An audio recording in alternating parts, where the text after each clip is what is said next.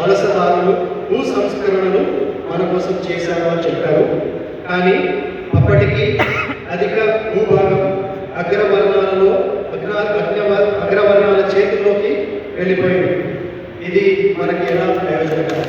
ఇది ప్రశ్న. I think ఇది ఫస్ట్ సెషన్ సంబంధించిన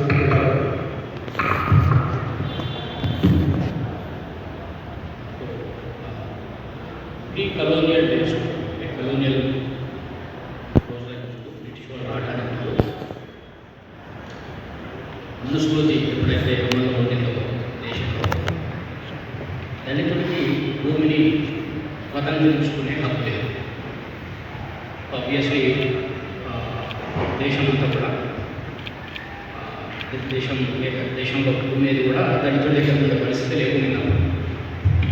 సో అది పొద్దున మనం అనుకున్నట్టు భూమికి ఒక దైవాంశ ఆపాదించి మతపరమైనటువంటి ఒక అనవసరమైన ఆర ఆపాదించి కొన్ని వర్గాలకే పరిమితం చేసినటువంటి రోజులే.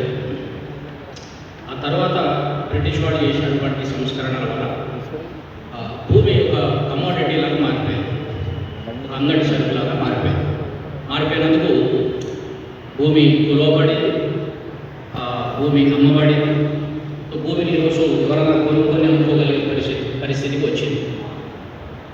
నేను మార్నింగ్ చూపించినప్పుడు సమయభావం వల్ల నేను ఒక మ్యాప్ మీకు ఎక్స్ప్లెయిన్ చేయలేకపోయాను. కానీ ఆ మ్యాప్లో ఏముందంటే బ్రిటిష్ వాళ్ళు యాక్చువల్గా వాళ్ళు మేము అనుకున్నది ఇది ఊహనేనా లేకపోతే నిజమా అని సెన్సస్ తీసుకున్నారు, జనగణన తీసుకున్నారు. 1830 నుంచి దాదాపు 1930 దాకా రెగ్యులర్గా మల్టిపుల్ టైమ్స్ తీసుకుంటూ వచ్చారు.